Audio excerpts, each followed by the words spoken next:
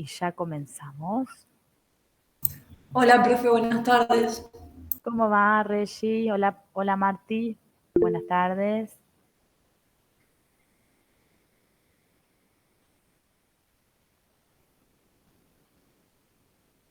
Hola, Iván. Hola a todos. Me van saludando por el chat. Bienvenidos en este día lluvioso y gris. Vamos a avanzar un poco con la materia. En principio lo que vamos a hacer... Hola, Sara. ¿Cómo estás? Hola, Vicky. Bueno, vamos a avanzar. Yo estoy admitiendo ahí, entra Carlos.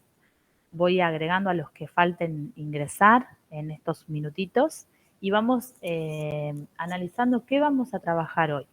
Vamos a, en primer lugar, hacer el cierre del rubro bienes de cambio, que era el rubro que estábamos trabajando en las últimas clases y que nos faltó un solo ejercicio que nos quedaba para ver en la clase de hoy para cerrar con ese rubro y después, como siempre les queda a ustedes, el trabajo de hacer la práctica de apoyo, que la tienen también con solución, y también la autoevaluación, que es una especie de parcial, ejercicios similares a los del parcial, que también la tienen con solución y les permite, como se llama, digamos, la consigna, autoevaluarse y ver si están capacitados o de qué manera están capacitados para poder enfrentarse a una instancia de evaluación.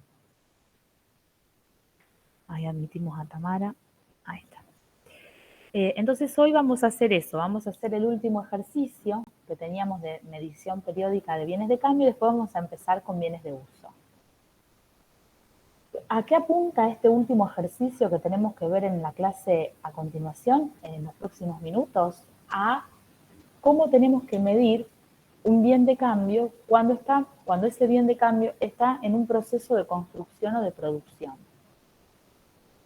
Nosotros, de la lectura que hicimos de la RT17, ya creo que es el punto 5.3, si no me equivoco, sabemos que en estos casos, cuando el bien no está terminado, sino que está en un proceso de construcción que es prolongado, el criterio primario para medir estos bienes de cambio a la fecha de cierre de ejercicio es la medición en el criterio que denominamos valor neto de realización proporcionado.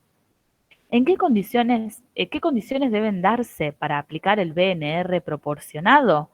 Que además de estar en construcción, se hayan recibido anticipos que fijan precio, que aseguran la efectiva concreción de la ganancia y además que se tenga certeza de que la empresa tiene la intención y la factibilidad y la capacidad financiera para concluir esta construcción o esta producción del bien de cambio.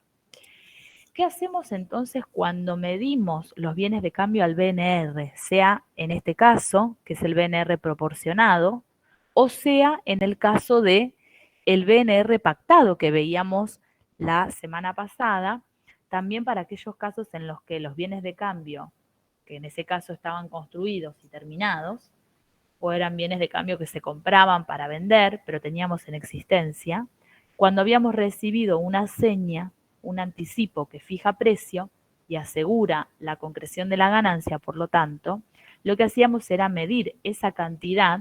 Recuerden que teníamos un ejercicio donde teníamos dentro de la existencia final algunas que medirlas al BNR pactado, porque se daba esta situación del anticipo que fija precio y asegura la concreción de la ganancia, y había otras unidades que estaban dentro de la existencia final que las medíamos al criterio general del costo de reposición, porque no habíamos recibido anticipos que fijan precio. Entonces tenemos una cantidad dentro de la existencia final, en ese caso que vimos eran 500, donde una parte, 200, se medían al costo de reposición y generaban el correspondiente resultado de tenencia, y otras, que en el ejercicio que vimos eran 300, que generaban el resultado por tenencia, por aumentar del costo al costo de reposición, pero además veíamos que se generaba otro resultado, que lo llamábamos resultado por medir los bienes de cambio al BNR,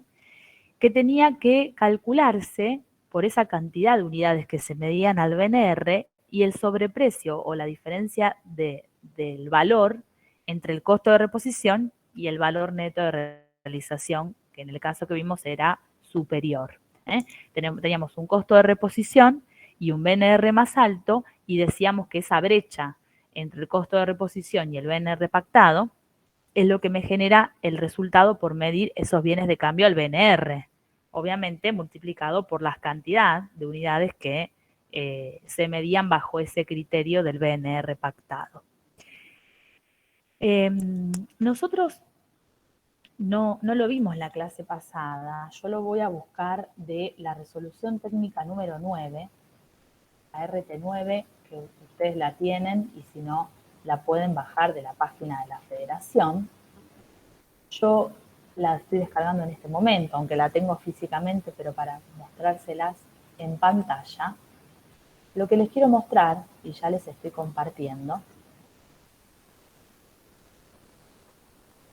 es que al final de la RT9, ustedes esto ya lo saben, pero quizá lo que les voy a contar no lo han visto nunca, porque tiene que ver con el tema que estamos dando ahora. Saben que la resolución técnica número 9 al final tiene un anexo y en ese anexo muestra modelos de estados contables que, como todo modelo, están en blanco, sin números, pero nos permite usarlos de base para mostrar la información de los estados básicos de cualquier ente comercial, industrial o de servicio. Si nosotros nos vamos dentro del anexo de la RT9, en la parte de los modelos, al estado de resultados, que a ver si me confirman que estoy en lo cierto, que lo están viendo en pantalla, no sé si alguien me quiere confirmar. Sí, profe, se ve. ¿Se ve? Bueno, fíjense que este estado de resultados tiene siempre una primera parte, que lo veíamos cuando también en este mismo rubro de bienes de cambio analizábamos el costo de mercaderías vendidas, el margen bruto. ¿Ven? Que lo que primero tenemos en cualquier estado de resultados es la comparación entre las ventas y el costo de los bienes vendidos o servicios prestados y la determinación de la ganancia o pérdida bruta. Volviendo a lo que vimos la semana pasada, cuando estábamos ante un ente pequeño o un ente mediano, que para calcular el costo lo hacía usando la opción que da la RT41 simplificadora de calcular el costo por diferencia de inventarios, en ese caso decíamos que la empresa iba a mostrar, ese ente pequeño o ese ente mediano iba a mostrar las ventas, el costo de los bienes vendidos, pero no iba a trazar esta fila, este subtotal que vemos en ambas columnas del ejercicio actual y del ejercicio anterior, si estamos ante un ente pequeño que aplicó esa opción de calcular el costo por diferencia de inventario, no muestra la ganancia bruta, no traza este subtotal. ¿Por qué? Porque este resultado bruto, como el costo se calculó por diferencia de inventario, puede contener resultados por tenencia que no fueron cuantificados. Esto un poco volviendo a lo que vimos la semana pasada con el tema de la medición de los bienes de cambio para los entes pequeños. Ahora, fíjense lo que tenemos justo a continuación del resultado bruto. Tenemos un resultado que es tan largo que ocupa 2 renglones, resultado por valuación de los bienes de cambio al valor neto de realización. Es exactamente lo que estamos viendo en la clase de hoy y lo último que vimos en la clase del miércoles pasado. 2 casos en los que medimos al BNR, como vimos en la clase pasada, BNR pactado, o como vamos a ver ahora, BNR pactado pero proporcionado, que nos genera ese resultado, que no es el resultado por tenencia tradicional de los bienes de cambio, que los vamos a encontrar acá.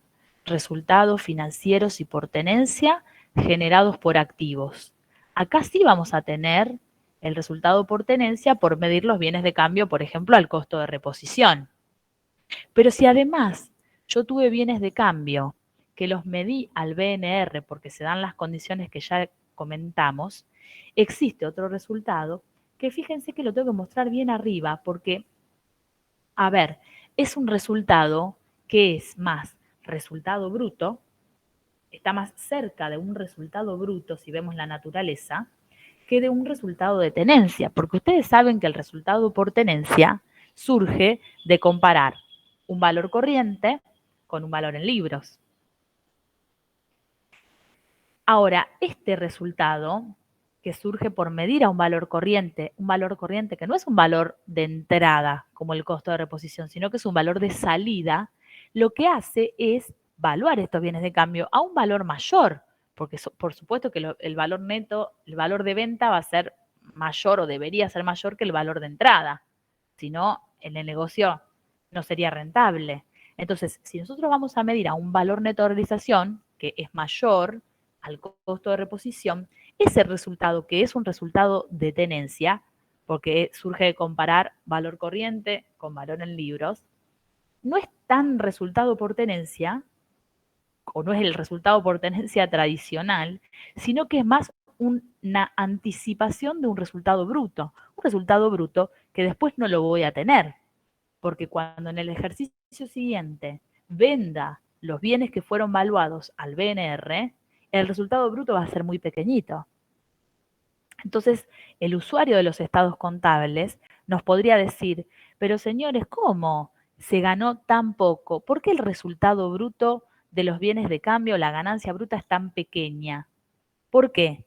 Porque quizá en un ejercicio anterior yo algunos bienes de cambio los valué al BNR, generando este resultado por valuación de los bienes de cambio al BNR, y cuando al año siguiente los estoy vendiendo, estoy reconociendo el resultado por venta, que es un resultado por transacción, venta menos costo de venta, el costo de mercaderías vendidas ya no va a ser un valor de entrada, va a ser un valor más cercano al valor de venta, porque se midieron al BNR, esa es la última medición de los bienes de cambio en el patrimonio del ente. Quiere decir que para estos bienes de cambio que yo estoy midiendo al BNR, cuando se vendan, cuando la venta se genere, en definitiva, cuando se entregue el bien, que es cuando contablemente nosotros vamos a registrar la venta, y por lo tanto el costo de ventas, vamos a ver que la diferencia entre el importe de la venta y su costo va a ser muy pequeña, porque nosotros ya medimos esos bienes de cambio a un BNR. Por lo tanto, la justificación de esa cuestión viene dada por el resultado que se generó previamente por evaluarlos al BNR. Y entonces la profesión entiende, para mí con muy buen criterio, que este resultado de tenencia no es un resultado de tenencia tradicional, sino que se tiene que mostrar por separado y más arriba, porque va a justificar un resultado bruto, que está bien al principio, menor de estos bienes en el momento en el que se entreguen y se registren las ventas y el costo correspondiente.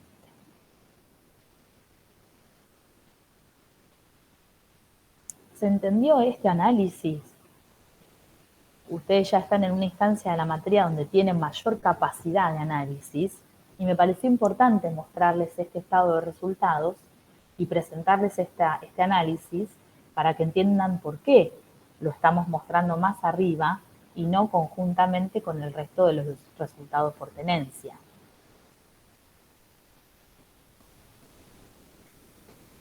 Sara, ¿se entendió? ¿Pudiste visualizar esta cuestión?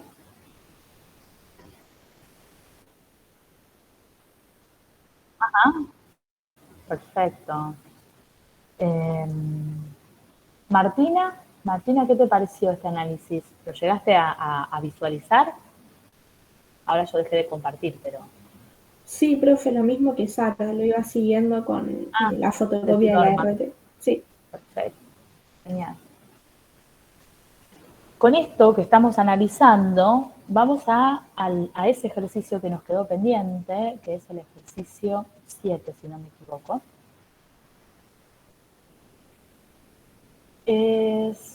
A ver, que estoy buscándolo. Nosotros vimos el 6 y nos quedó el de reposo. A ver, ahora yo te lo voy a poner en pantalla. No, el 7, perdón, era el de que ya vimos también, el de reposo. Creo que solo quedaba el 8, profe. El 8 solo. Gracias. El 8. Ahora estoy poniendo en pantalla, si alguno no lo tiene.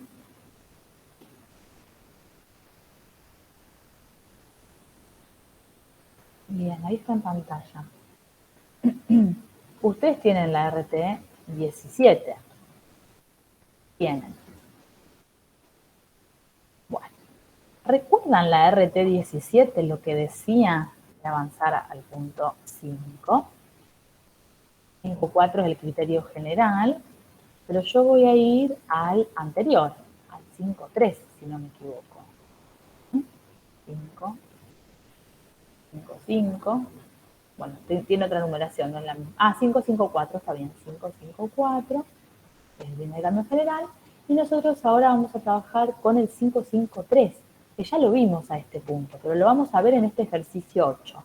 Bienes de cambio que están en producción o construcción mediante un proceso prolongado, y la RT17 nos dice que esos activos, con excepción de los activos biológicos, se medirán a su valor neto de realización proporcionado de acuerdo con el grado de avance de la producción o construcción y del correspondiente proceso de generación de resultados. ¿En qué casos? Cuando se cumpla que se hayan recibido anticipos que fijan precio, las condiciones contractuales de la operación aseguren la efectiva concreción de la venta y el ente tenga la capacidad financiera para finalizar la obra y exista certidumbre o certeza respecto de la concreción de la ganancia. En los restantes casos, o sea, cuando no se hayan recibido anticipos que fijan precios, se asegure la venta, la ganancia y se pueda finalizar la obra, esos bienes de cambio que están en proceso de construcción no se van a medir a el BNR proporcionado, se van a medir al costo de reposición de los bienes con similar grado de avance en la producción o construcción, tomado de un mercado activo, y si no fuera posible, su costo de reproducción, para cuya determinación se considerarán las normas de los bienes producidos principalmente. Por último, o sea, ya vimos que hay una última opción o alternativa. Si no fuera posible determinar el costo de reproducción o fuera impracticable, se van a medir al costo original. ¿Qué quiere decir esto? Que la empresa trabaja con bienes de cambio que les lleva un periodo prolongado de tiempo finalizarlos. No es que compra y vende, sino que construye y entrega, y esto les lleva un periodo prolongado de tiempo. Imagínense alguna maquinaria compleja, si la empresa se dedica a la construcción de barcos, si la empresa se dedica a la construcción de edificios. Entonces, les lleva generalmente más de un ejercicio económico, más de un año, la construcción de esos bienes de cambio que hacen a su objeto o actividad principal. En ese caso tenemos dos opciones. O mido si recibí anticipo, que fija precio, como sucedía con los bienes de cambio que vimos la clase pasada, los voy a medir al BNR, pero en este caso proporcionado porque el bien no está finalizado, no está concluido. Ahora, si no tengo la venta asegurada, el anticipo que fija el precio y toda esa cuestión, lo voy a medir a un valor corriente de entrada, que es lo general según nuestras normas vigentes. Ahora, ¿cuál es el criterio? Costo de reposición. Significaría ir a buscar un mercado donde los bienes que yo estoy construyendo se vendan en el mismo estado. Si yo estoy en un 50%, tengo que ir a ver, por ejemplo, de si existe un mercado donde, supongamos que la empresa se dedica a construir barcos y a venderlos, una naviera, supongamos que tengo que ir a ver si hay un mercado activo donde los barcos se vendan en la mitad del proceso. Generalmente no existen este tipo de mercados donde uno puede comprar en el mismo estado en el que está de construcción, donde no está terminado el bien. Entonces, en esos casos, voy a ir a buscar, voy a armar el costo de reproducción, o sea, lo que me cuesta con los materiales y los insumos que yo utilicé, volver a recomprarlos y a reconstruir este bien, que sería más parecido a un costo de reproducción. Y si esto no fuera posible, última opción es el costo histórico o el costo original. Bueno, ¿Qué es lo que tenemos en el caso de Amacay Sociedad Anónima? La empresa es una constructora de propiedad horizontal, o sea, de edificios. Se encuentra construyendo un edificio de 40 departamentos monoambientes iguales, cuya fecha de iniciación, quise decir, fue el 2 de marzo del X3. El plazo de duración de la obra se estimó en 30 meses. 30 meses son 2 años y medio. El precio de venta de cada departamento es 27.000. Y se considera, que nos avisen así todos compramos, 27.000 pesos. Y se considera que los gastos de venta, en el que se incluyen comisiones y gastos de escrituración, ascienden al 8%. Con estos datos podemos calcular un BNR final, un total, lo que voy a recuperar de la venta de cada departamento. Al 31 de diciembre del X3, fecha de cierre de ejercicio, la cuenta edificio en construcción presenta un saldo de 245.000 pesos, que responde, si ustedes lo ven acá, a la suma de los costos incurridos desde marzo que se inició la obra hasta diciembre en materias primas y materiales, mano de obra directa y costos indirectos atribuibles a la obra. Se estima que para completar este edificio, fíjense que falta todavía aproximadamente 2 años, se va a invertir 165.714 en materias primas y materiales, 128.428 mano de obra directa y 44.190 en costos indirectos. Hasta acá la empresa dice, yo gasté o invertí 245.000, voy a tener que invertir, estimado aproximadamente, ¿no? 338.332 hasta completar la finalización de los 40 departamentos del edificio. Ahora, ¿qué otro dato tenemos al 31 de diciembre del X3? El costo de reproducción, o sea, por cada uno de los 3 conceptos, materia prima y materiales, mano de obra directa y costos indirectos, los importes de lo que me costaría invertir en lo que ya tenemos como costos incurridos. Es decir, si hoy tengo que volver a la etapa en la que estoy construyendo, el costo de reproducción no sería 245.000, sino la suma de estos 3 importes. Que si ustedes hacen el cálculo, 150.000 de materias primas, más 103.000 de mano de obra directa, más 30.000 de costos indirectos, da un total de 283.000. La sociedad aplica la resolución técnica 17 para elaborar sus estados contables.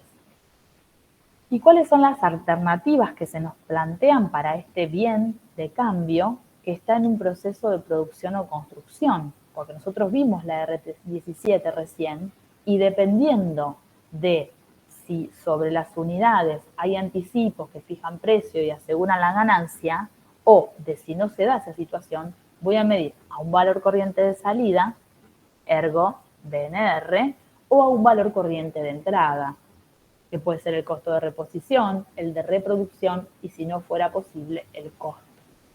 Entonces nos piden, bueno, bajo 2 supuestos. Por ejemplo, un supuesto A, que la obra se está realizando en base a contratos que aseguran la efectiva concreción de la venta de todas las unidades, razón o supuesto en el que voy a medir este edificio al BNR proporcionado. Y voy a calcular el correspondiente resultado por evaluar los bienes de cambio al BNR. O la opción B, en la que la ejecución de la obra no se está realizando en base a contratos. Quiere decir que esta constructora construye y después venderá.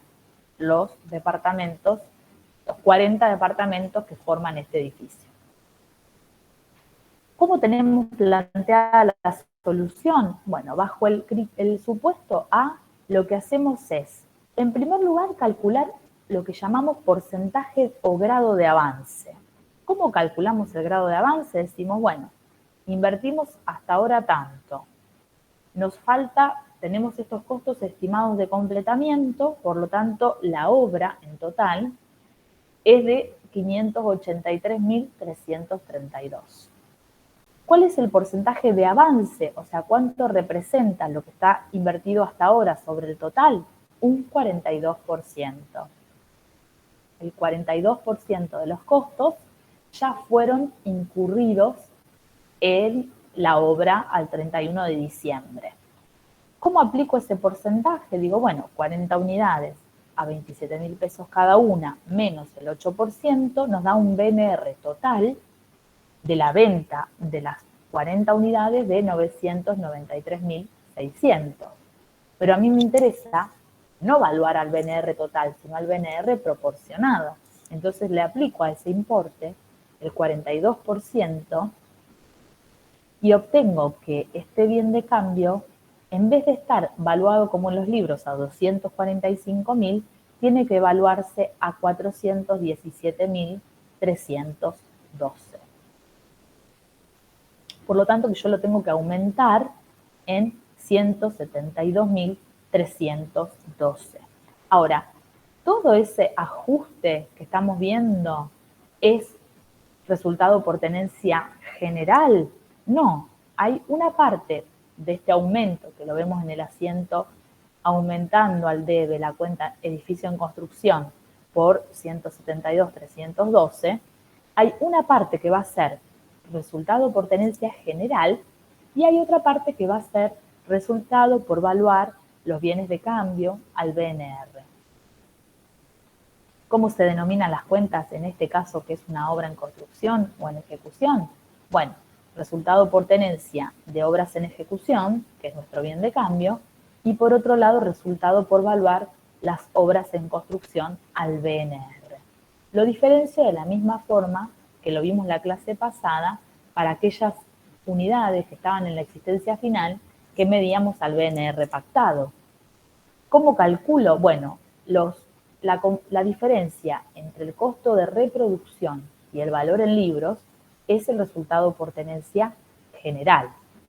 Ahora, la brecha que existe entre los 283.000, que es el valor corriente de entrada, y 417.312, que es el valor corriente de salida que le estoy asignando a este edificio, es un resultado por valuar los bienes de cambio al BNR. Que como nosotros recién vimos en el modelo que nos presenta la RT9, estos resultados se tienen que separar porque además se tienen que mostrar en dos lugares muy diferentes dentro del estado de resultados de la empresa.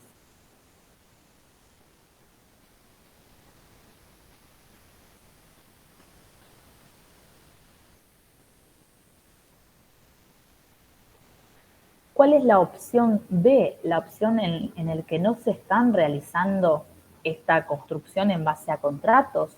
En ese caso yo no voy a calcular un BNR porque como no se dan las condiciones no puedo aplicar un valor corriente de salida. Estoy ante la otra opción donde voy a buscar, en primer lugar, si existe un costo de reposición. Claramente no existe un costo de reposición de los bienes en este estado, de estos edificios. Como no tengo eso, voy a medir al costo de reproducción, que es aquel que ya nos dijeron que es 283.000 para volver a construir lo mismo, que ya tenemos en los libros medido a 245.000. Y si no tuviera esto, yo tendría que aplicar el costo histórico. Pero teniendo en el supuesto B el costo de reproducción, lo que hago es medir a ese importe y aumentar en 38.000 pesos, que es la diferencia que ya la habíamos calculado para el supuesto A, aumentar edificios en construcción en 38.000 y esto registrarlo contra resultado de tenencia o por tenencia de obras en ejecución, por el mismo importe.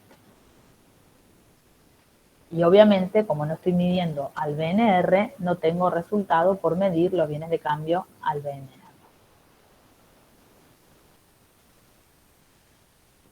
¿Dudas? Me imagino que tendrán.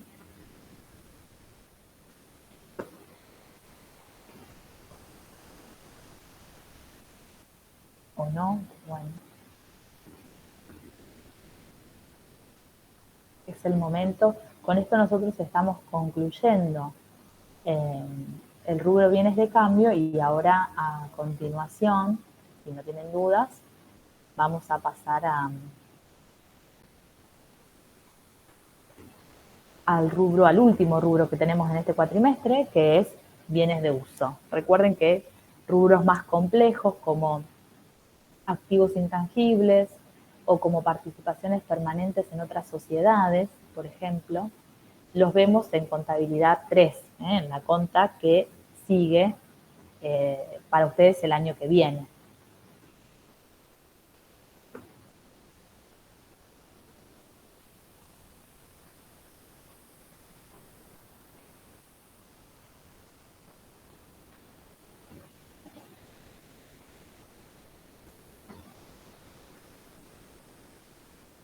Y obviamente la unidad número 3, que se refiere a pasivos, que como nosotros la vimos a continuación de créditos, si no ese hubiese sido, esa unidad número 3 es la que está a continuación, pero nosotros ya vimos esa unidad y por lo tanto ahora solamente nos resta ver bienes de uso.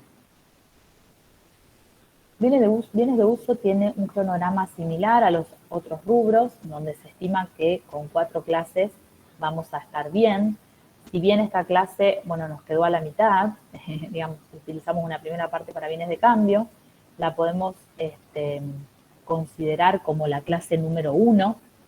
Nosotros vamos a ver esta clase, vamos a ver algunos conceptos iniciales de bienes de uso.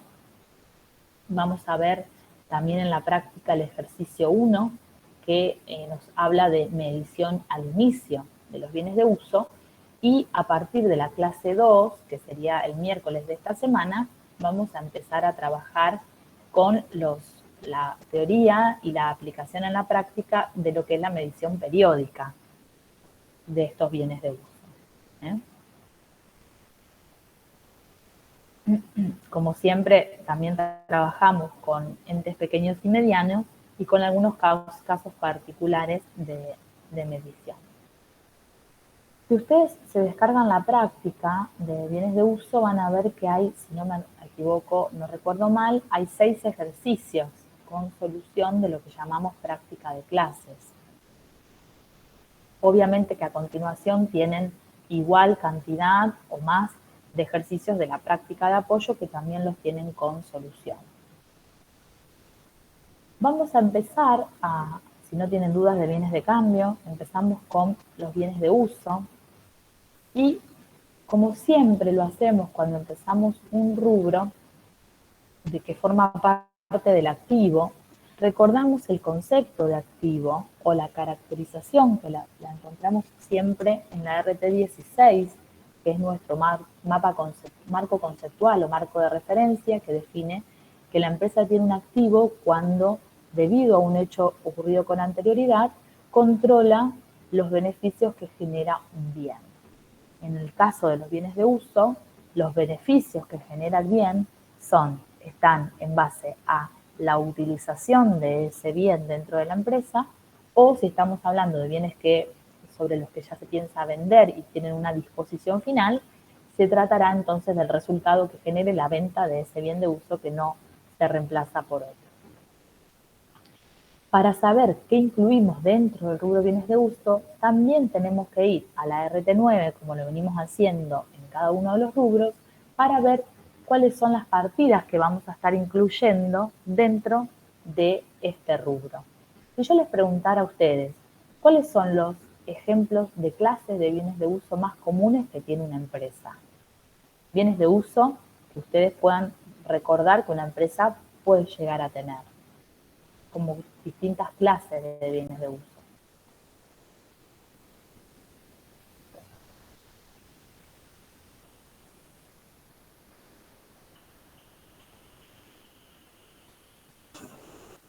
¿Nadie se anima a decir una clase de bien de uso? Muebles y útiles, maquinarias. Exacto, muebles y útiles, maquinarias, ¿quién da más? Instalaciones. Instalaciones, muy bien, herramientas, automotores, edificios, terrenos. Podría encontrar otra que se denomine equipos de computación para diferenciarla de los muebles comunes porque tienen otro plazo de duración, generalmente una vida útil menor. Pero siempre que estemos trabajando con bienes de uso, estamos hablando de bienes que se adquieren para ser utilizados dentro de la empresa con alguna funcionalidad que, a diferencia de los bienes de cambio que vimos en estas últimas clases, que se compraban para vender como objeto principal de la compañía, en este caso se compran con el objetivo de ser utilizados dentro de la empresa, con distintos fines. Obviamente, una empresa, por ejemplo, que sea industrial, va a tener dentro de sus bienes de uso las maquinarias que una empresa que es de servicio seguramente no tenga, o alguna empresa que sea solamente comercial posiblemente no tenga maquinarias. Muchas empresas pueden no tener edificios o instalaciones porque quizás alquilan el predio donde realizan su emprendimiento o su actividad principal. Es más común encontrar mayor cantidad de bienes de uso en las empresas que son industriales o en las comerciales que en las que prestan servicios que generalmente no cuentan con tantos elementos de este tipo. La definición que vamos a encontrar en la RT9 hace referencia a esto que estamos diciendo, a que se utilizan dentro de la empresa, y nosotros podemos agregar a eso el hecho de que perduran, o sea, son bienes que no se consumen con el primer uso, pero además que perduran, se utilizan dentro de la empresa, más allá de un ejercicio económico. Porque la particularidad que tienen los bienes de uso, que ustedes ya lo saben, es que están dentro de la empresa por más de un ejercicio económico, no se agotan con el primer uso y eso define que los bienes de uso tengan lo que denominamos contablemente una vida útil estimada, en donde van a ser utilizados para la función para la que fueron adquiridos o construidos. Si nosotros, bueno, y obviamente, que ya lo vimos en bienes de cambio, pero no está de más, porque si ustedes leen la RT9 lo van a encontrar, vamos a incluir dentro de este rubro también, como lo hacíamos para bienes de cambio, a los anticipos para la compra de estos bienes, que nosotros en su momento lo aclaramos y dijimos que si bien los anticipos para la compra de bienes, por ejemplo, bienes de cambio o bienes de uso, si vemos la naturaleza jurídica, estamos hablando de un crédito, porque es el derecho que tenemos a que nos entreguen el bien por el que estamos anticipando. Si bien es un crédito desde el punto de vista jurídico, desde el punto de vista de la esencia económica y desde el punto de vista de la clasificación funcional en aquello en lo que se va a utilizar ese anticipo y se va a convertir en el futuro, nosotros mostramos ese crédito no en el rubro crédito, sino dentro del rubro bienes de uso. Así como si los anticipos eran para compra de bienes de cambio, los mostrábamos dentro del rubro bienes de cambio. Estos bienes de uso tienen la particularidad de tener esta vida útil que puede estar definida o puede ser indefinida, pero que comúnmente vamos a encontrar que la necesitamos para registrar lo que conocemos como desgaste o deterioro de estos bienes con dicha utilización en el plazo de la vida útil. Los bienes de uso, si nosotros vamos a lo que se sabe o entendemos como medición al inicio de los bienes de uso, que es el momento en el que se incorporan en el patrimonio, vamos a recurrir, yo un poco se los adelanté cuando estábamos viendo bienes de cambio. Fíjense que acá tienen la definición de la RT9 que recién contamos. Pero si nosotros nos vamos a la medición al inicio, primero definimos que hay distintos momentos de medición. Una medición inicial al momento de incorporarlo al patrimonio, una medición al momento del consumo, la baja o la venta, y la medición periódica que hacemos siempre a la fecha del cierre de ejercicio. En la clase de hoy nosotros nos basamos en la medición al inicio de estos bienes de uso, dejando lo que es la medición periódica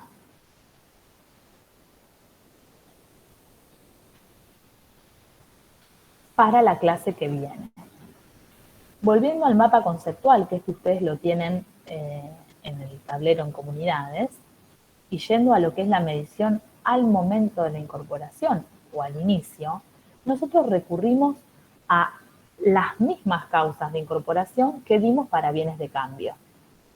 Cuando nosotros dimos medición al inicio de bienes de cambio, veíamos que la RT17 en el apartado 4.2, si no me equivoco, nos hablaba de una regla general, donde estaba el concepto de gasto necesario, nos hablaba que según la manera de incorporar los bienes de cambio, que aplica igual para bienes de uso al patrimonio, tendremos un costo de adquisición si los bienes son adquiridos, un costo de producción, ¿se acuerdan? El 426, que hoy también lo mencionamos porque vimos bienes que se construían, y vimos que si se incorporan por aporte, donaciones, trueques, fusiones o escisiones, debíamos tomar, para medirlos, en ese momento, al inicio, un valor de plaza, un valor corriente.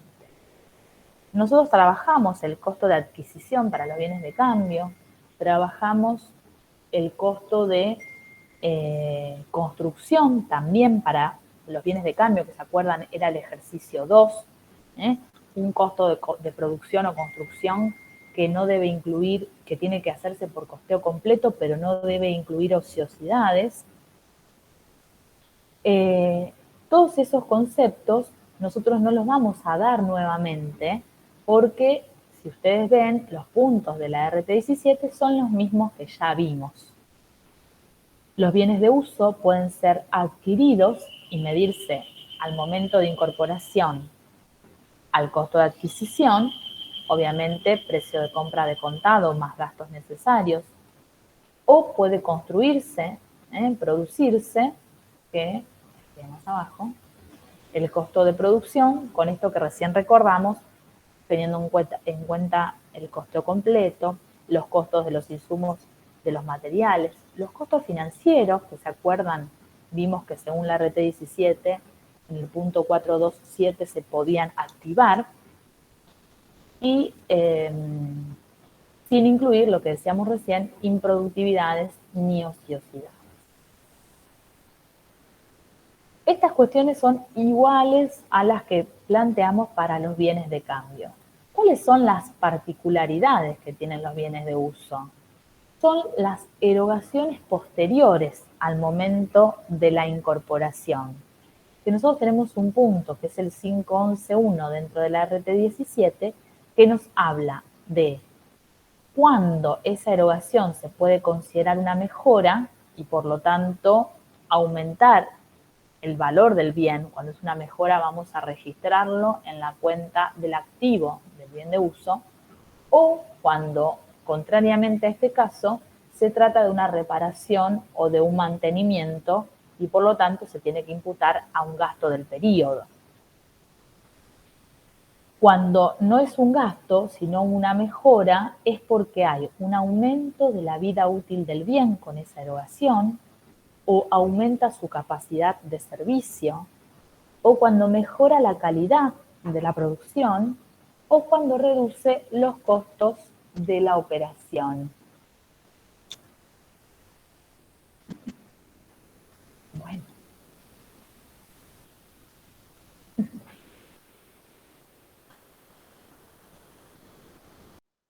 Bien.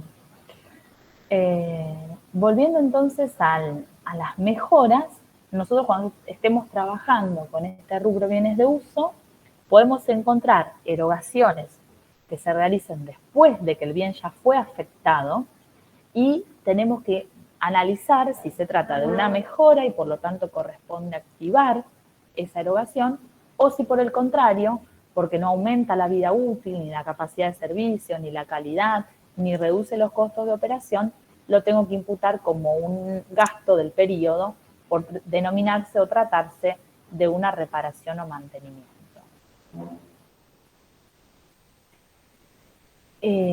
Bueno, luego, que esto lo vamos a dejar para la clase que viene, cuando veamos la medición periódica de los bienes de uso, vamos a empezar a hablar de ese desgaste, deterioro, obsolescencia, agotamiento que sufren estos bienes de uso porque se mantienen en el patrimonio por más de un ejercicio y según el criterio que usemos vamos a estar analizando distintos métodos de registración. Pero esto lo vamos a dejar para la clase que viene, porque durante esta clase, en el que tenemos previsto hacer el ejercicio 1 de bienes de uso, lo que nos piden, ahora vamos a leer bien todo el enunciado de este ejercicio 1, pero lo que nos están pidiendo que resolvamos es la determinación de la medición inicial, en este caso de una máquina, de acuerdo a la resolución técnica 17. Entonces, si pueden descargarse esta ejercitación, le voy a pedir, como siempre, a alguno la colaboración para que lo lea en forma pausada, que vayamos interpretando qué es lo que tiene que ver con esta máquina para poder hacernos una idea de cuál es su valor de medición inicial o valor de incorporación al patrimonio. ¿Quién se anima a leerlo?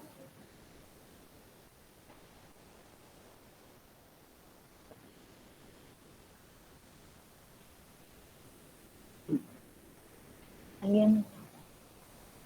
Regina, ¿te animás? Sí, profe. Vale, ahí está en pantalla si querés. No, lo voy a leer desde el mío porque lo veo muy pequeño, así que... Sí. Bueno, dale. Perfecto. El 1 de enero del 2001, supongo, una empresa adquirió una máquina por 600.000 pesos. El precio fue abonado al contado mediante transferencia bancaria. Durante dicho mes, la empresa debió erogar 20.000 pesos por el transporte de la máquina hasta la planta productiva y 100.000 pesos por la instalación de la máquina en dicho lugar. B. El ingeniero de la empresa incurrió en los siguientes costos al modificar la máquina para poder producir los productos elaborados por la empresa. Materiales, 55.000 pesos. Mano de obra, 65.000 pesos. Depreciación de la planta y los equipos utilizados para realizar las modificaciones, 15.000 pesos. C. Se contrataron los servicios de un instructor externo a fin de capacitar al personal de producción de la entidad para operar la nueva máquina, lo que representó un costo de 3.000 pesos. En febrero del mismo año, el equipo de producción de la entidad probó la máquina y el equipo de ingeniería realizó otras modificaciones necesarias para que la misma funcionara como deseaba la gerencia. En la fase de prueba, se incurrió en los siguientes costos. Materiales, 24.000 pesos, mano de obra, 11.000 pesos, otros gastos, 5.000 pesos. Durante esta fase se obtuvo un ingreso de 3.000 pesos por la venta de la producción obtenida.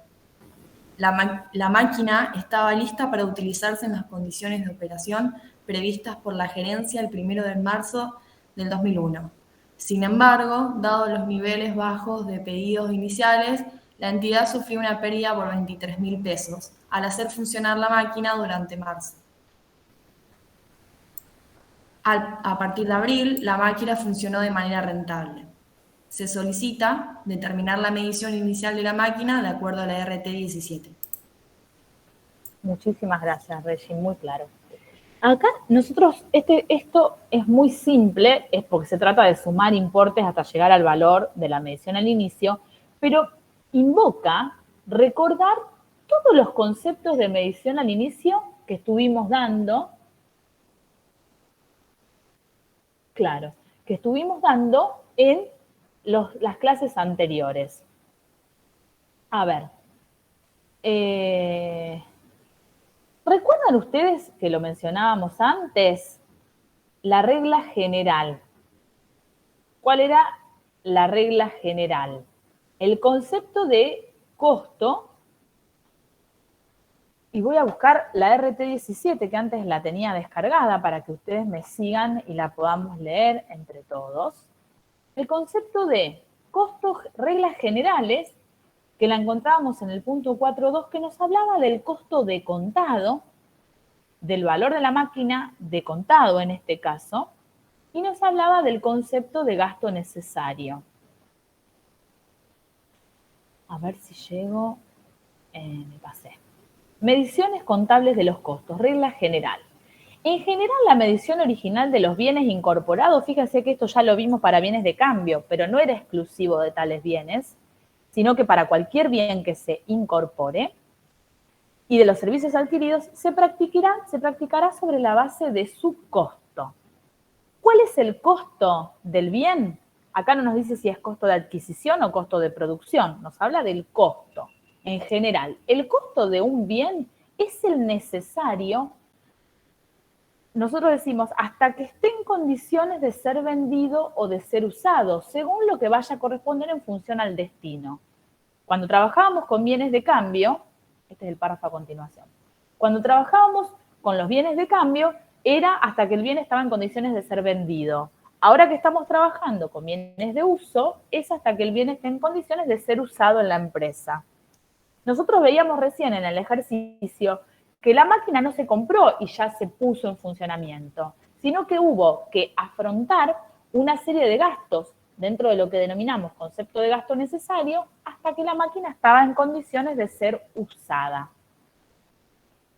Por ejemplo, incluye los fletes, los seguros, costo de la función de compra, costo del sector de producción, además de los materiales o los insumos directos e indirectos requeridos para su elaboración, preparación o montaje. Todo lo que nosotros acabábamos de leer, que fueron los costos de enero y los costos de febrero del X1. Bien. Por eso acá habla del costeo completo, si se trata de la producción, en este caso no era producción, sino era compra y montaje, y costos necesarios tanto fijos como variables. ¿Qué pasa cuando el bien es adquirido? Bueno, se define lo que entendemos como costo de adquisición. El costo de un bien o servicio adquirido es la suma del precio que debe pagarse por su adquisición de contado y la pertinente porción asignable de los costos de compra y control de calidad.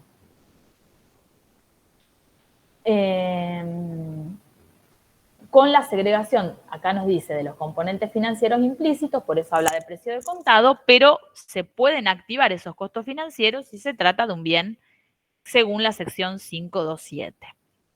¿Qué pasa cuando nosotros estamos en la producción de algunos bienes?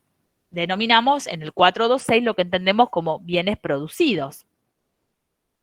Tendremos en cuenta los materiales, los costos de conversión, costos financieros si aplicamos el punto 427, sin incluir las improductividades y ociosidades, que es lo que tenemos en este párrafo. Esto ya lo habíamos recordado antes. A ver, a lo que yo voy, bueno, obviamente que nos define el nivel de actividad normal para lo que se considera o conoce como el costo estándar, que esto lo habíamos visto para el caso de bienes de cambio con una producción estándar. Ahora me interesa estos dos últimos párrafos, que lo leímos puntualmente en aquel momento cuando vimos medición al inicio de bienes de cambio, pero que los retomamos con fuerza ahora para ver cómo trabajamos con algunos conceptos de los que vimos en el ejercicio de recién de la máquina. La RT17 nos dice, los bienes de uso construidos normalmente estarán terminados cuando el proceso físico de construcción haya concluido. Es decir, que la máquina en cuestión, una vez que estaba lista para ser utilizada, ya habrá terminado su proceso y ya se puede empezar a utilizar. Sin embargo, dice la RT17, en algunos casos, para que el activo pueda ser utilizado de acuerdo con el uso planeado, se debe cumplir además un proceso de puesta en marcha de una duración variable, durante el cual se lo somete a pruebas hasta que las mismas indican que se encuentra en condiciones de operar dentro de los parámetros de consumo y producción y de calidad, supongamos, especificados en el proyecto inicial, necesarios para lograr la viabilidad económica del proyecto.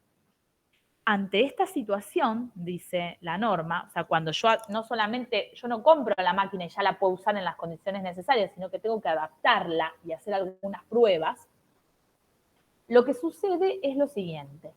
Los costos normales directamente asociados con dicho proceso, incluyendo los de las pruebas efectuadas, se deben agregar al costo del bien. O sea, yo hago pruebas. Mientras hago las pruebas para ver si el producto que sale de la máquina, en este caso, insumo, tengo erogaciones, van a formar parte del costo del bien. Ahora, ¿qué pasa si yo mientras estoy haciendo pruebas puedo vender y generar un ingreso? ¿Recuerdan que recién leíamos? Cualquier ingreso que se obtuviere por la venta de las producciones que tengan valor comercial deberá tratarse como una reducción de los costos referidos en el inciso anterior. O sea, estoy en un periodo de prueba. Lo que invierto lo activo en el valor del bien de uso. Pero si yo vendo lo que va saliendo como prueba y tengo un ingreso, no lo reconozco como un ingreso. Así como no reconozco los gastos, tampoco los ingresos en este periodo. Los gastos aumentan el valor del bien de uso, más activo maquinarias serán, y los ingresos, estas ventas, disminuyen el valor de ese bien. La activación de los costos, de estos costos, cesará cuando el bien alcance las condiciones de operación antes mencionadas y no se prolongará si con posterioridad a ese momento el bien fuera utilizado por debajo de su capacidad normal o generara pérdidas operativas o ganancias inferiores a las proyectadas. ¿Se dan cuenta que la RT, cuando habla de medición al inicio de los bienes, pone un punto final, un punto, si nosotros queremos decir hasta cuándo voy a meter en el costo los gastos, o en este caso también podría tener algunos ingresos que me reduzcan ese valor del costo, hasta que el bien esté en condiciones de ser usado. Y fíjense, yo le agregaría hasta que el bien esté en condiciones de ser usado según las especificaciones del proyecto y con las pruebas de calidad predeterminadas. No que porque esté en condiciones de ser usado, ahí nomás va a terminar el periodo. No, hasta el momento en el cual el bien alcance las condiciones esperadas en cuanto a la productividad y a la calidad, voy a incorporar las erogaciones y disminuirán el valor, los ingresos. Y ahí hay un punto final, a partir del cual cualquier erogación se considera como una erogación posterior y por lo tanto se va a tratar como una mejora, como veíamos antes, o como un gasto de mantenimiento. El momento en el cual le pongo el punto final es el momento en el cual yo empiezo a utilizar el bien en condiciones normales en la empresa y es lo que denominamos contablemente el momento de la afectación, que a su vez, como lo vamos a ver la clase que viene, es el momento a partir del cual el bien comienza a depreciarse y por lo tanto corresponde que se amortice si estoy bajo el criterio de costo original menos amortizaciones acumuladas. ¿Se entiende esto que estamos analizando? Hay un punto final, hasta donde yo voy a incluir costos y en todo caso recupero de ingresos. Cuando yo le pongo ese punto final, que es cuando está en condiciones el bien de ser usado, es lo que denominamos contablemente la afectación de ese bien y corresponde, por lo tanto, su amortización. Pero cuestión que no nos metemos ahora, sino la clase que viene. Ahora, volviendo a los bienes de uso, volviendo al ejercicio 1, a esta máquina que se compra en enero por 600.000, tengo que empezar a sumar para determinar el costo de adquisición o medición inicial. Serán los 600.000, que es el precio de contado, más los 20.000 por el transporte de la máquina, lo van viendo, ustedes tienen la solución, más el costo de transporte, 20.000, más los 100.000 por la instalación de la máquina en dicho lugar, que lo sumamos también, más los 135.000, que es lo que corresponde a la suma de lo que corresponde por el ingeniero, 55.000 más 65.000 más 15.000, costos de preparación. Bien. Perfecto. Lo que corresponde al equipo de producción que probó la máquina, fíjense que todavía está en etapa de prueba, para que la misma funcionara como deseaba la gerencia, fase de prueba. Se incurrieron en materiales 24.000, mano de obra 11.000 y otros gastos 5.000. Los estamos sumando también. Ahora, ¿qué pasó durante esta fase, que termina a fin de febrero? Se obtuvo un ingreso por la venta de la producción que se obtuvo durante ese mes de prueba de 3.000.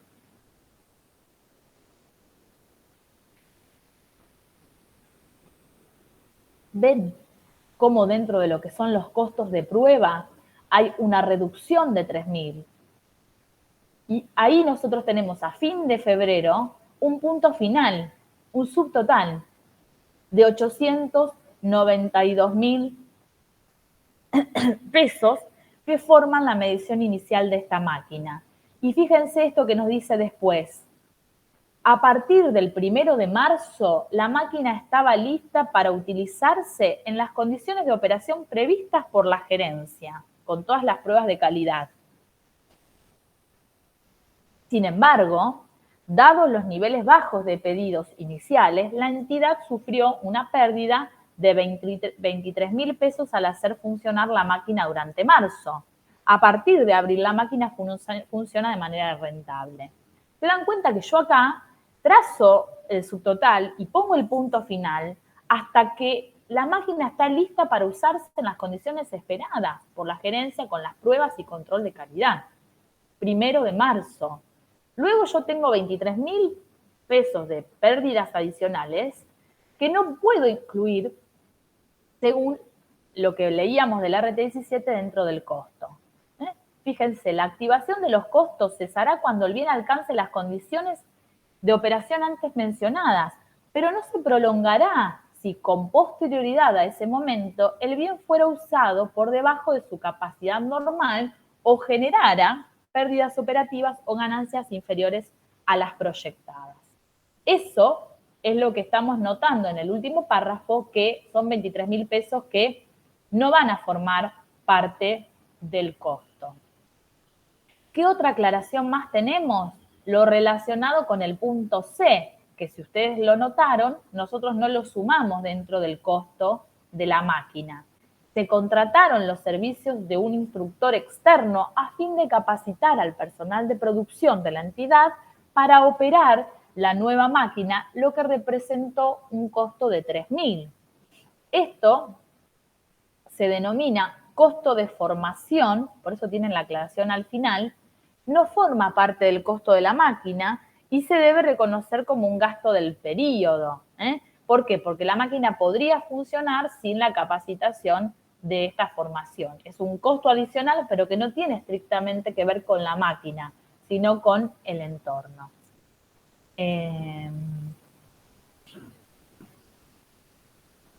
Bueno, y así, de esta manera, nosotros resolvemos el ejercicio 1 con todo eso que ya habíamos visto, pero que en la práctica no lo habíamos visto tan profundamente. Volvimos a analizar los párrafos del RT17, tanto la regla general como las reglas específicas de costos de producción, y este punto final que yo les decía, simbólico, pero que es el momento a partir del cual yo no puedo incluir nada más dentro del valor de la máquina, salvo que sea una mejora, y además es el punto a partir del cual la máquina se encuentra afectada y empieza a generar lo que vamos a ver ya la clase que viene, que denominamos depreciaciones o amortizaciones.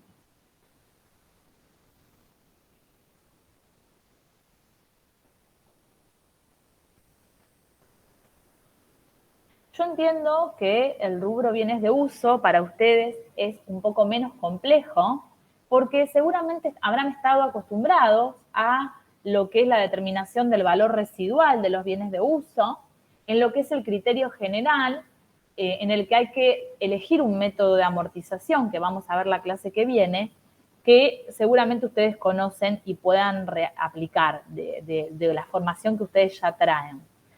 La novedad, que también la vamos a ver la clase que viene, es el criterio de medición que se agrega a la RT17 en el año 2012 a través de lo que fue la RT31, que modificó a la resolución técnica 17 en ese año y agregó la posibilidad a la empresa, a la gerencia, de elegir entre el valor residual, que es el que ustedes seguramente ya conocen, yo recién les decía, en el que se amortiza estos bienes de uso, y como alternativa, como les decía recién, se les dio la posibilidad a las empresas que apliquen otro criterio, que no es el costo histórico, sino que es un valor corriente que se encuentra regulado en la RT17 y que lo denominamos valor razonable.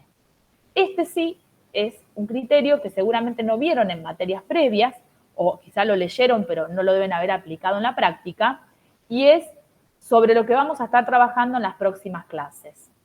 Medición periódica de bienes de uso, tanto al criterio del valor residual, que es un criterio más histórico, como al criterio que surge a partir del 2012 con la RT31 al valor corriente que denominamos valor razonable. Mi propuesta es destinar los minutos que quedan de la clase a dudas, a consultas que ustedes tengan, y la clase del miércoles meternos en lo que es la medición periódica de los bienes de uso. Así que aprovechen estos minutos que quedan todavía, yo me voy a quedar conectada, a preguntarme lo que hayan estado trabajando, no importa si es de bienes de uso, de bienes de cambio o de algo anterior, para usar como una especie de clase de consulta estos 15 o 20 minutos que quedan de la clase, que no nos sirven como para iniciar el tema nuevo, pero sí nos pueden servir para esas dudas que ustedes tengan de lo que están estudiando. Así que aprovechen esos minutos que quedan.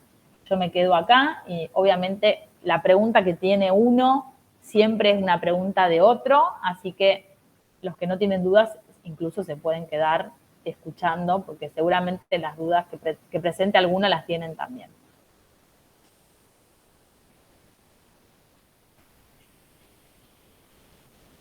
Profe, yo cuando realicé la práctica de pasivos, hice también la práctica de apoyo y vi que hay un ejercicio de sueldos y el cálculo del aguinaldo de junio.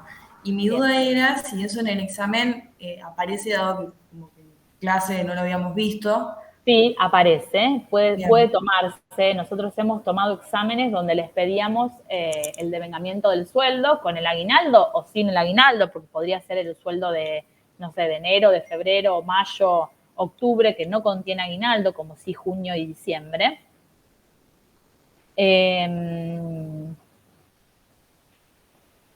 O sea que sí, la pregunta de Regina es sí, todo lo que es material de tanto de clases como de práctica de apoyo no es que yo les digo a ustedes lo que vemos en clases nada más, porque en clases uno abarca en la planificación solamente lo que está previsto para darse en clases. La práctica de apoyo es otro tanto, que si nosotros la resolvemos acá necesitaríamos como 2 cuatrimestres para hacerla, pero se las damos porque posiblemente, primero porque tiene que ver con la medición, en este caso de los pasivos, y además porque obviamente pueden ser evaluados. Hemos tomado exámenes con eso. Es más, nosotros teníamos trabajos prácticos en los que lo veíamos, eran trabajos prácticos obligatorios, que ustedes debían realizar sobre el fin del cuatrimestre, que este cuatrimestre no los estuvimos dando, para poder regularizar la materia, en donde se les tomaba hechos económicos de un mes que ustedes debían registrar en un sistema que se llama Regisoft, un sistema de gestión contable, no de gestión, un sistema contable, y ahí veíamos con los alumnos el tema del devengamiento de sueldos porque era uno de los asientos que se les pedía, el sueldo, el aguinaldo, bueno, y las leyes sociales. Pero sí, es un tema que entra y por eso está bueno las dudas que te surgieron de hacerlo, como siempre digo, son las dudas de los demás. Así que no sé si específicamente te ofreció dificultades, Regina, o lo pudiste resolver con facilidad, el devengamiento del sueldo. La parte del sueldo la veníamos trabajando en las materias anteriores. Claro. Aguinaldo, al menos yo lo había hecho en la secundaria, como que tuve que reverlo, pero en sí era solo el de junio, como que era bastante sencillo, y no eran esos ejercicios en donde está lleno de diferentes números. sueldos brutos y vos tenés que elegir el mejor, y era como bastante No, claro. no solemos tomarlo de esa manera para que ustedes elijan la mejor remuneración, porque eso es más un dato de la ley laboral, de derecho laboral. Nosotros acá les damos cuál es el aguinaldo, como vos decís, Regina, y pretendemos que ustedes calculen las cargas y que todo eso que es aguinaldo y cargas lo imputen a una cuenta que se denomina provisión para SAC o provisión para aguinaldo, porque no es un devengamiento o sea, el aguinaldo en sí mismo se paga 2 veces al año, pero en las empresas vamos registrando en mes a mes una proporción y lo hacemos en esa provisión para aguinaldo que seguramente es la cuenta que vos viste en la práctica de apoyo. Gracias, profe. No, por nada. Así que atenti que Regina nos viene a traer un tema para que ustedes vayan a buscar y vean la solución, que si bien lo vienen trabajando, tiene esto adicional del aguinaldo, no para que elijan la mejor o mayor remuneración del último semestre, sino para que vean cómo es el tratamiento contable, cuál es la cuenta que debito y cuál la que acredito. No sé si, Regina, tenés el número del ejercicio, cuál es de la práctica de apoyo de pasivos. Creo que es el 3, último. página 11 sería. Exacto. La cuenta en la que se acredita sería provisión SAC, ¿verdad? Exactamente. Bien. O provisión para SAC, generalmente se llama, provisión para aguinaldos también. Gracias.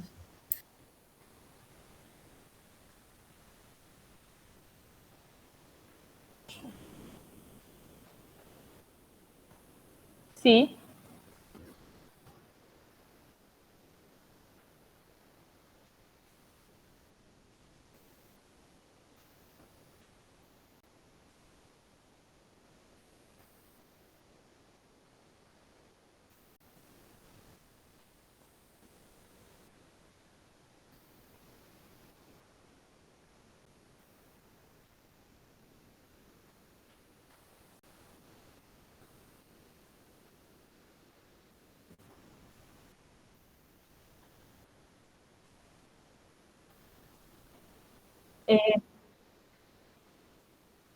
Claro, el material de cátedra es un material mínimo, con un resumen monográfico de algunos puntos importantes que para nosotros son fundamentales y que creemos que sin eso ustedes no podrían estudiar o aplicarlo en la práctica a los ejercicios.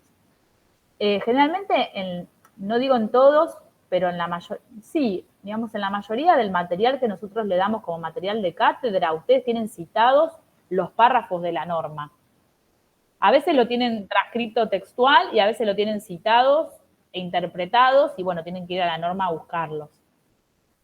Es que en realidad ustedes deberían estudiar con ese resumen, que es el material de cátedra, con la norma, recordando también que lo único que van a poder tener en el examen es la norma, o sea que en realidad siempre nosotros trabajamos en la práctica con la aplicación normativa.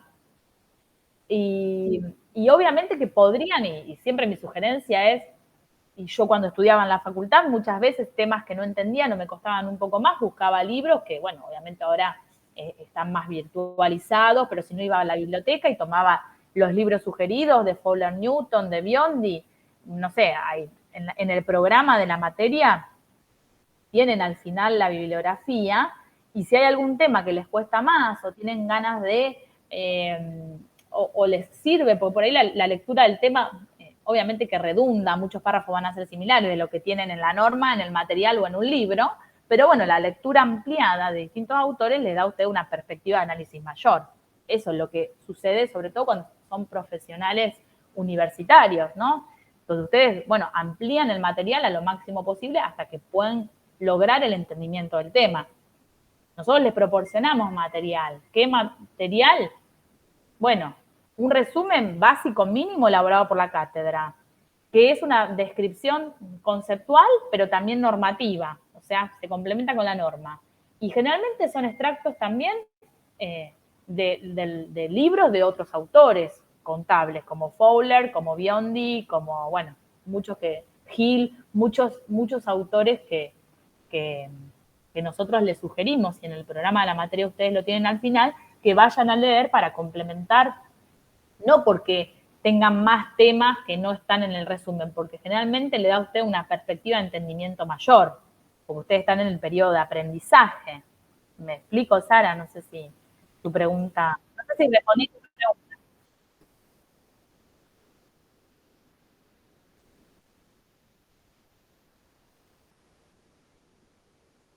Claro, claro. Eh, a ver, la RT no la tienen que saber de memoria, la pueden tener. Lo que nosotros les damos como material, a veces es menos, a veces es más, es un mínimo, algo más que pretende que ustedes, que les sirva para entender el tema. Y si me preguntás a mí, yo muchas veces, casi siempre, cuando yo estudiaba estos resúmenes no estaban, los de la cátedra, y buscaba los distintos rubros, porque ustedes van a ver en los libros de Fowler, no sé si tuvieron la oportunidad de tener alguna vez un libro, contabilidad básica, contabilidad presente y futuro, contabilidad superior, que son libros muy gigantes donde en el índice ustedes ya ven que van trabajando con los distintos rubros. Entonces, si ustedes ven el índice de un libro de Fowler, van a ver que hay un capítulo específico de bienes de cambio, donde trabaja cada uno de estos temas. Quizás algunos puntos normativos, si el libro es una edición muy vieja, están en otro punto. Pero siempre son reeditados. Por ejemplo, esto que yo les decía, de la medición al valor razonable, posiblemente el libro original de contabilidad presente y futuro no contenía esto, pero después se reedita con las novedades normativas, o sea que generalmente también encontramos versiones actualizadas de los distintos autores. Mi recomendación siempre es esa, porque uno de los libros se nutre de otra manera que con un resumen, por más que sea un resumen elaborado por nosotros, no deja de ser un resumen muy pequeñito. Entonces, ustedes están en una etapa de aprendizaje, no es que quieren ir a buscar para aplicarlo porque ya lo estudiaron y no lo recuerdan, no, se están formando. Siempre es mucho más importante recurrir a ese tipo de material bibliográfico. Pero bueno, es una sugerencia y cada uno sabe cómo estudiar. Nosotros le damos material y ustedes se sirven para el aprendizaje. No, por favor. Profe, y otra consulta más, en el examen, porque yo recuerdo que en otros exámenes nos han dicho que se descontaba puntos si la leyenda no estaba presente, pero viendo las soluciones nunca ¿La están. leyenda del asiento? Sí, No, no trabajamos con leyendas. así que sí, como no las vi en las soluciones, por eso lo consulto. No le damos puntaje. Gracias.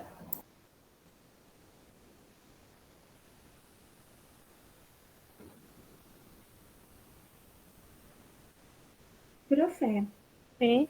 yo haciendo el resumen de la unidad 1, o sea, controlándolo con el programa, en la parte de reconocimiento de variaciones patrimoniales hay un Sí. punto donde dice desviaciones aceptables y significación. ¿A qué se refería? ¿A qué se refiere eso? Bueno, eso se refiere a que cuando uno elabora la información contable, nosotros siempre decimos que se trabaja con aproximación a la realidad. Esto está relacionado también con los requisitos de la información contable y con la necesidad o lo que aportan los estados contables al usuario o los usuarios, estos usuarios tipo que llamamos principales acreedores, inversores actuales y potenciales. En esta aproximación a la realidad, que es lo que se muestra en los estados básicos, los estados contables o estados financieros, podría darse el caso de que haya desviaciones que no sean tan importantes y que, por lo tanto, no modifique una decisión que este usuario hubiese tomado si esa desviación no hubiese existido. ¿cómo sería esto? Imaginémonos un balance donde veamos el rubro bienes de cambio que acabamos recién de analizar, donde nosotros tomamos el costo de reposición de los bienes de cambio de la existencia final para medirlas y mostrarla en el estado de situación patrimonial, nos da 500.000 pesos el saldo del rubro.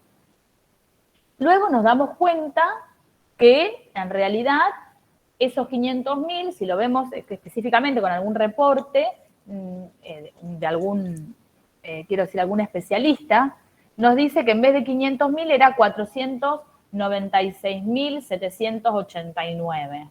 Entonces nosotros medimos la existencia inicial, no con una exactitud, sino con una aproximación y con una pequeña desviación de lo que correspondía en base al informe del asesor externo. Esa desviación, dependiendo de cómo está compuesto el activo, el pasivo, el patrimonio de la empresa y cómo fueron los resultados, puede ser una desviación aceptable o no aceptable, en el sentido de que si esa desviación es significativa, podría haber cambiado una decisión que los usuarios hayan tomado con relación a este balance. Por ejemplo, de aprobarlo o no aprobarlo. Al balance y a la gestión de la gerencia y el directorio. Entonces, ese punto de desviaciones aceptables y significación tiene que ver con eso, con desviaciones ocurridas dentro de los balances que se consideran aceptables si no son significativas y se consideran no significativas si no modificarían las decisiones de los usuarios tomadas en base a esas cifras si las mismas hubiesen sido 100% exactas o correctas. ¿Me explico, Martina? Sí, profe, ahí lo entendí. Gracias. Hay un punto específico de la norma que nos habla de desviaciones aceptables. Yo la estoy buscando acá para no descargarla de nuevo de la RT, que ahora si me dan un momento lo busco, así ya se los digo, que se titula específicamente así, desviaciones aceptables y significación. Entonces, bueno, quizás vos, Martina, si lo estabas mirando, lo tenés presente. Yo más que nada para decir, es el punto 7 de la RT 16, que es nuestro marco conceptual, que dice, ¿son admisibles las desviaciones a los prescriptos por las normas contables profesionales que no afecten significativamente a la información contenida en los estados contables? Se considera que el efecto de una desviación es significativo y por lo tanto no sería admisible cuando tiene aptitud para motivar algún cambio en la decisión que podría haber tomado alguno de sus usuarios. Esto significa que solo se admiten las desviaciones que no induzcan a los usuarios de los estados contables a tomar decisiones distintas a las que probablemente hubiesen tomado si la información contable hubiera sido preparada aplicando estrictamente las normas contables profesionales. Punto 7 de la RT 16. Es el último punto de la norma, después está el anexo.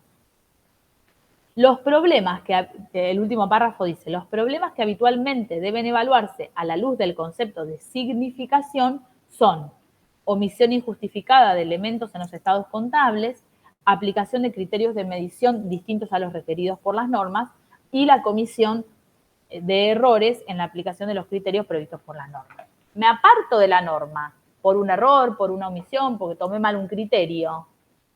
Sí. ¿Es significativo? Bueno, es significativo si hubiese cambiado el tenor de las decisiones del usuario. Si es significativo, no es aceptable. Si no es significativo, es una cuestión admisible y responde al concepto de aproximación a la realidad. Porque nosotros no trabajamos, como les decía antes, con certezas o con información cierta, sino con información aproximada a la realidad. Queremos mostrar el patrimonio y los resultados en forma razonable. Por eso no existe la exactitud y por eso hay estimaciones. Cuando hace una provisión, que decía recién Regina, provisión para aguinaldo, cuando registramos previsiones, cuando estimamos, como vamos a ver la clase que viene, y aplicamos distintos criterios para amortizar los bienes de uso, estamos aplicando estimaciones. Las estimaciones no son exactas, pero nos permiten mostrar una información real y razonable que represente el patrimonio y los resultados de la empresa. Buenísimo, por favor, ahora lo voy a completar. Perfecto, genial. Profe, ¿le puedo hacer una última pregunta? Pero todas las que quieras, ¿no? No hace falta que se limiten, al contrario, si este es un espacio para eso. Mi duda era de la autoevaluación de pasivos. Sí, Yo lo que había entendido en clase y como realicé los ejercicios fue que cuando la previsión es calculada de menos, la registro como gasto, y cuando es de más, como ingreso, en la cuenta recupero, por ejemplo, la recupera el previsión para despidos. Y en la autoevaluación, en el primer ejercicio, lo toma como área. Y yo quería saber por qué no como quebranto. Bueno, ¿cuándo aplicamos área? Yo la verdad que no tengo presente el ejercicio, pero deberíamos saber el planteo, porque en realidad el área se aplica en los casos en los que la estimación fue errónea. Porque, ¿qué quiere decir errónea? Cuando la tendríamos que haber hecho porque teníamos la información para hacerla por un determinado monto y la hicimos por un monto diferente. Digamos, eso seguramente no es caprichoso, es por algún error. Debimos hacerla por 100.000 y la hicimos por 10.000, porque me equivoqué y no puse un 0. Eso no es ni recupero, ni quebranto por previsiones, eso es un error. Entonces, depende del enunciado del ejercicio. No, Regina, si ponete el audio así nos ayudás a todos, y si tenés el ejercicio y lo podés leer, Sí, no lo tengo presente. dice que, bueno, inicia el 1 del 7 su ejercicio, lo cierra el 20 de junio, emite sus estados contables el 20 de septiembre y el 10 del 11, o sea, 2 meses después de haber cerrado el ejercicio, se dan cuenta de que la previsión, ellos habían estimado despedir 80 y al final se despiden a 90. Entonces, yo pensaba que el quebranto también era utilizado una vez que se cerraba el ejercicio, pero ahora que lo pienso es un gasto y se estaría anotando en un periodo en el cual no corresponde. Por eso se utiliza área, ¿verdad? Exactamente, exactamente. Porque tiene que ver con la estimación errónea realizada en el ejercicio anterior. Bien, entonces no puedo usar cuentas de ingreso y de egreso una vez que los estados han sido cerrados y... ¿Qué sucede, Regina? Es la previsión de, y volvemos siempre al principio de lo devengado. Esa previsión, ese despido, se origina con el hecho generador. ¿En qué ejercicio está previsto? Sí, en el anterior. En el anterior. Entonces, si yo tuve un error en la estimación, debo corregirlo con área. Ahora, las previsiones son siempre una estimación. Sobre todo, por ejemplo, las de incobrables, las de juicio, y no necesariamente me generan un área. Me generan un área cuando, a la luz de los hechos, yo debería haber registrado de una manera diferente. Si no, puedo haber, o como toda estimación, nunca va a ser exacta. Y si yo la tengo que aumentar, como hemos visto casos en los que se estimó, por ejemplo, previsión para incobrables y tuvimos que utilizarla por otro importe, lo que hacemos es recuperar o aumentar la misma en el ejercicio siguiente. Y ahí no utilizamos área. Todo depende de la información que vos tengas, los hechos posteriores al cierre, si vos los utilizaste para registrar correctamente, medir correctamente esa previsión. Bien, gracias, profe. No, por favor. Pero claro, lo que dice Regina es muy importante. ¿Por qué? Porque en los casos que vimos en la práctica de clases, por eso es tan importante que ustedes estudien y hagan las cosas, como la práctica de apoyo que Regina ya nos contaba, como la práctica de autoevaluación, que también nos está contando, justamente es un caso diferente, por eso a ella le llama la atención, a los que vimos en clases. Porque nosotros en clases, cuando trabajamos con previsiones, trabajamos con, como decía ella, con aumento del quebranto o en todo caso el recupero de una previsión y no con área. Pero acá tenemos otro ejercicio en el que, por las condiciones que nos dan y las fechas de cierre, el quebranto fue erróneamente registrado por un monto que luego se vio incrementado de manera, en el ejercicio siguiente, utilizando el área. ¿Mm?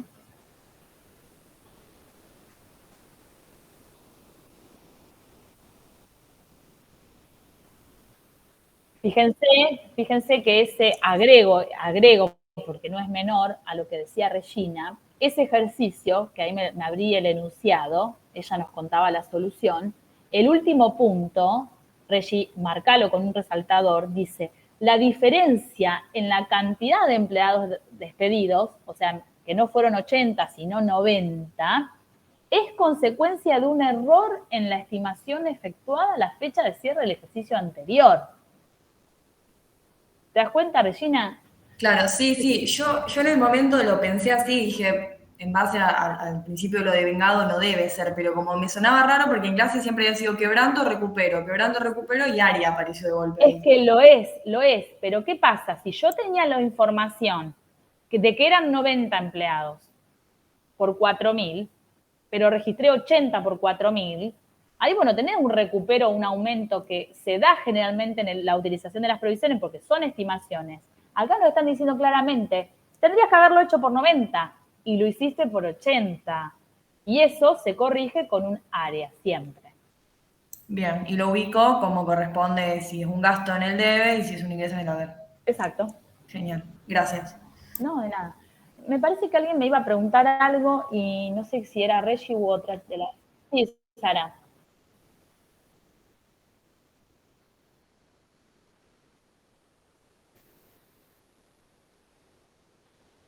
Que hayan sido presenciales, tengo a lo mejor viejos en este momento, porque imagínate que hace más de 2 años que los tomamos virtuales, son más viejos, están muchos, todos estaban en su momento en la fotocopiadora de la facultad, que no sé si ahora está cerrada o no, la verdad que no sé, pero ya en ese momento lo pasaban en forma digital si les pedíamos. Nosotros siempre dejamos los exámenes, la cátedra dejó siempre los exámenes ahí. Yo tendría que buscar, porque no los tengo digital, voy a buscar, se los prometo. Claro, exacto. Nosotros terminamos... Sí, las agrupaciones los tienen todos, los tienen todos los exámenes, sí. Nosotros terminamos el examen y ya subíamos y les dábamos en la fotocopiadora, lo pegábamos en el transparente ahí enfrente del aula 17, pegábamos las soluciones y todo. Yo tendría que buscar, que tengo muchos, y digitalizarlos para mandárselos por mail o por otra manera. Mira, no diría yo eso, porque lo virtual, nosotros trabajamos con dos modalidades, con una de multiple choice, que eso sí es totalmente diferente, y con una que era para una primera instancia y para una segunda instancia que es modalidad tipo ensayo. Y en la modalidad tipo ensayo virtual, que hemos tomado todo este tiempo, es similar. Ah, uh-huh,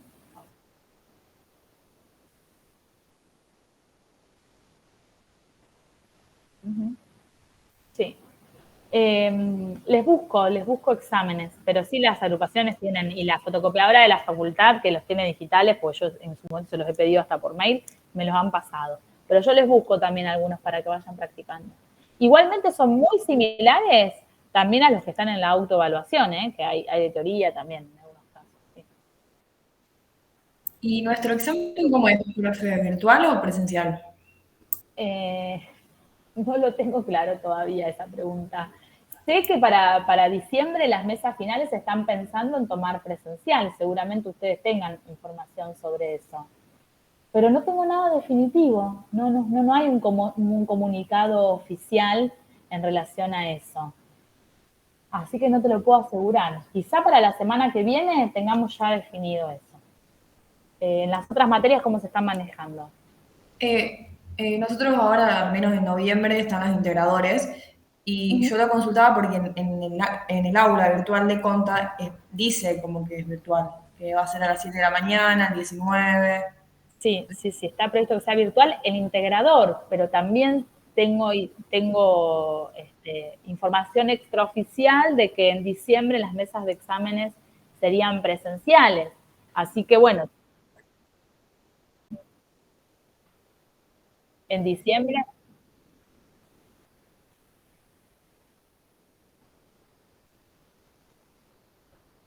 Por eso, yo la información que tengo como oficial es que sería virtual el integrador. No así las mesas de exámenes de diciembre, pero al no tener una confirmación oficial, se las debo, ¿eh? Lo puedo presionar para que me confirmen para esta semana o la que viene y ya notificarles, porque yo entiendo que es muy importante también para todos conocer. Hoy por hoy, el integrador es virtual y el final es presencial. Hasta cómo están las condiciones dadas hasta ahora. No tengo la confirmación exacta de lo que estoy diciendo o de que vaya a cambiar algo. Pero sí pretendo para miércoles de que nos volvemos a encontrar, poderles dar una respuesta, porque lo están evaluando justamente ahora. Gracias, profe. No, por favor. Bueno, les debo exámenes para el miércoles y respuesta a estos interrogantes que tienen que ver con la vuelta a la presencialidad que todos queremos y esperamos, para informarles el miércoles de esta semana.